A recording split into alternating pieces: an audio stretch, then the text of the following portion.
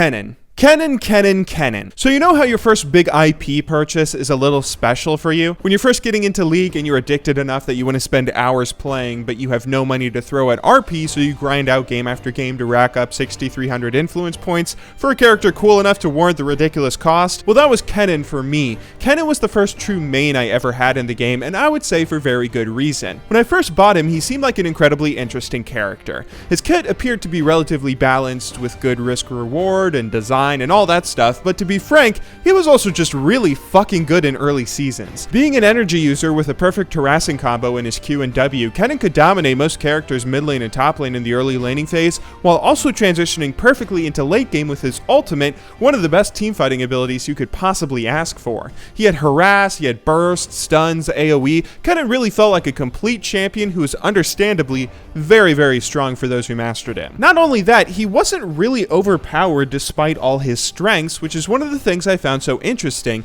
Like, he wasn't a must-pick or ban type of character in solo queue, like you would say with on-release Xin Zhao or on-release LeBlanc or something, even if he was really scary to go up against. I would say this is mostly because of his passive. In my opinion, he has one of the best passives in the game. The ability itself, Mark of the Storm, for anyone who doesn't know, marks his opponent with a charge for 6.25 seconds every time Kennen successfully lands an ability. If Kennen manages to get 3 stacks of the passive on someone, it will stun them and restore a small amount of energy to Kennen. The thing that really makes this passive so great in my opinion is it really feels like it enhances his kit and belongs to him as a character. A lot of earlier characters' passives seemed really simple and plain. Maybe one would give a little extra damage in one circumstance, maybe another would give a little extra magic resistance or some other statistic. Sometimes they were really cool and creative, but all of them seemed relatively self-contained, like they were just another ability that went with the champion. Kennen's passive, on the other hand, enhanced his abilities. It's a mechanic that ties his kit together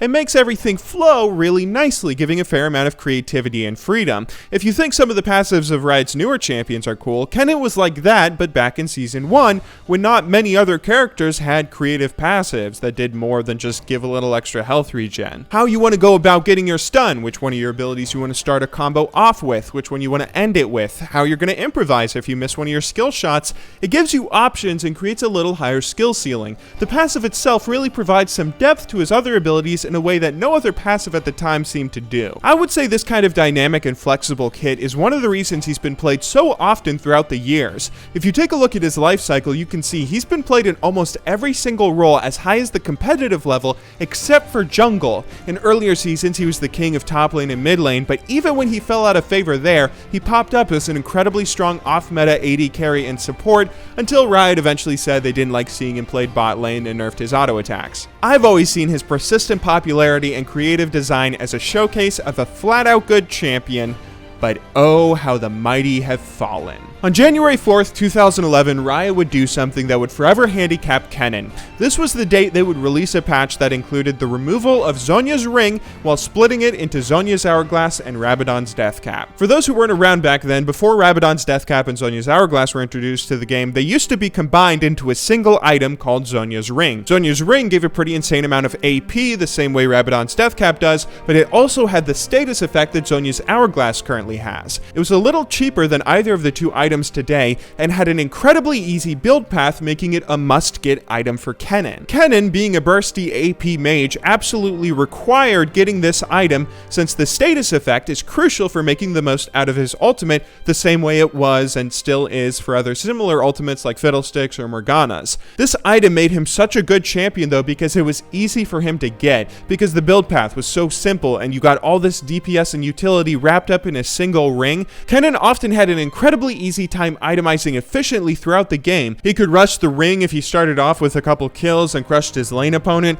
or if things didn't kick off as quickly, he could easily go for a Rhyolite's Crystal Scepter, another item that synergizes incredibly well with his kit during laning phase before working towards his Zhonya's. That Rhyolite gave him even more AP as well as plenty of health to make him even harder to kill. However, this isn't the case anymore. In modern League of Legends, laning phase isn't nearly as long or important as it used to be. This means if Kennen players still want to have a Zhonya status effect for the earliest possible team fights, they have to rush a less efficient item that gives them less AP, armor, which they might not even want or need in the laning phase, and still keeps them relatively squishy since they don't get all the health they usually got to build with their Rylai's beforehand. All of this just chalks up to rough itemization that handicaps Kennen, and on top of this, the evolution of League's champion pool hasn't been kind to him either. Another one of the reasons Kennen used to be so good was he filled this really weird niche that not many other characters fit into. Mid lane and top lane specifically, people had options if they wanted to play control mages, they also had options if they wanted to play assassins,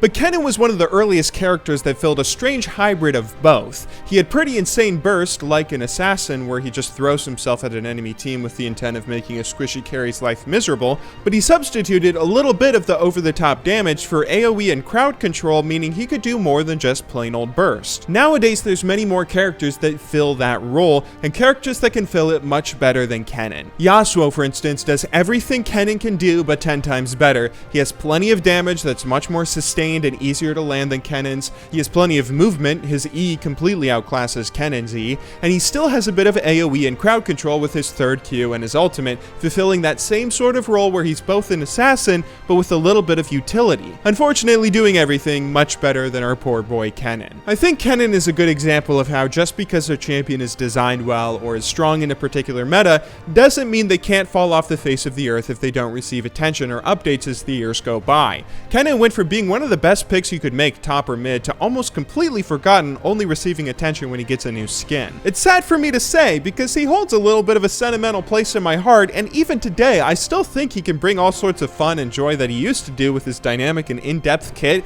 but I do hope Riot puts more effort in the future towards keeping older champions alive and relevant compared to just leaving them by the wayside as metas advance, since they can certainly disappear quickly if they go ignored. Anyway, sorry for the sad, depressing video today. I hope you guys still enjoyed. I'll see you all tomorrow, but until then, thank you very much for watching, good luck in solo queue, and have a wonderful day.